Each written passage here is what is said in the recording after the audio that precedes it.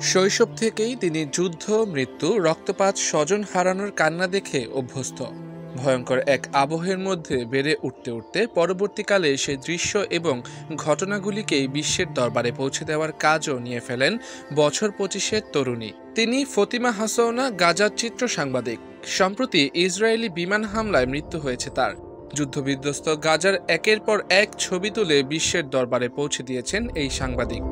প্রতি মুহূর্তে মৃত্যুকে সঙ্গী করে চলা ফতিমা জানতেন আজ নয়তো কাল মৃত্যু অবধারিত, কিন্তু থেমে থাকেননি তিনি। নিজের লক্ষ্যে অবিচল থেকে ছুটে গিয়েছেন গাজার এক প্রান্ত থেকে অন্য প্রান্ত।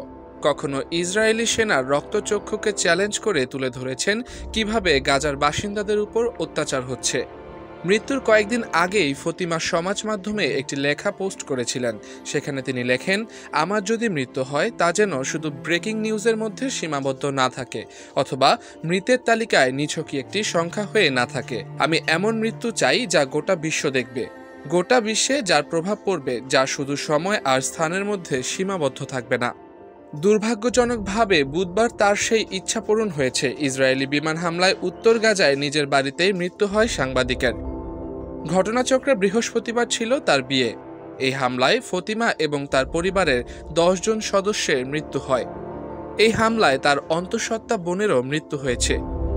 গাজায় ইসরায়েলি হানা এবং তার জীবনের উপর একটি তথ্যচিত্র ফ্রান্সের ফিল্মোৎসব এবং কানের একটি ফিল্মোৎসবে দেখানো হবে বলে ফতিমার মৃত্যুর ২৪ ঘন্টা আগে ঘোষণা করা হয়। ডেস্ক রিপোর্ট, আজকের দর্পণ।